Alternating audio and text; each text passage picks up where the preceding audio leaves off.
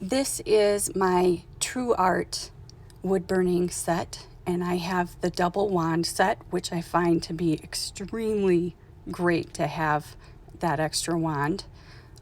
We have our assistant here to help us out, and let's get going. That's the dial, that's where it's going to show up.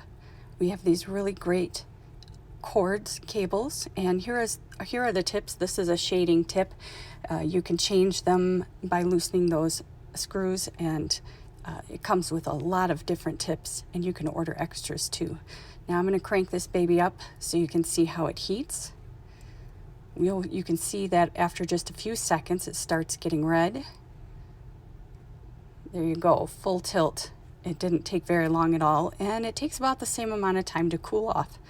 So yeah, this is a really sturdy stand. It's one of the things that really drew me to the kit in the first place. You can adjust these. There are coils inside. I don't ever feel like my burners are going to slip out, which is great because sometimes I have one on or it's still hot and I don't have to worry about it. So that's just a really great feature. The handles are very well built and insulated.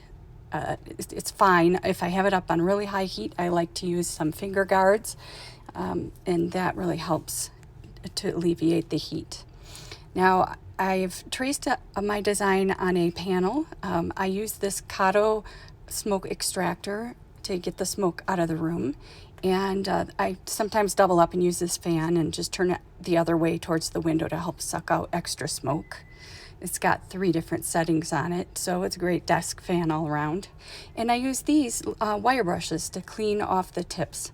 And this ink removing eraser, I use it to erase the pencil off the wood. It works really good. It's sanded. So now let's get started. This is the tip I use for scroll work, smooth lines, that sort of thing. And this is Baltic birch. And we'll get it turned on here. So it takes a little bit of time to get the setting exactly where you want it, so I just always start very lightly. It's always best to move light across the board and slowly across the board. That way you get the smoothest lines. And now we're switching tips. I have this the ball tip here. I'm just going to give it a quick clean, and you can do that when it's hot too. And got to crank this one up a little more.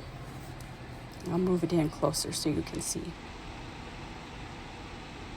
There. This is one of my favorite things to do. It's so relaxing and methodical. And if I crank up the heat a little bit more, you can see some scorch marks. Some people like that, some people don't. I do like a little bit of scorch in there. I think it looks pretty cool. And here's a finished work. I used watercolors and varnished it, and it's all set. And here's a Celtic design. You can see close up. I filled it all in with the ball tip, and I love that effect. And here's one more.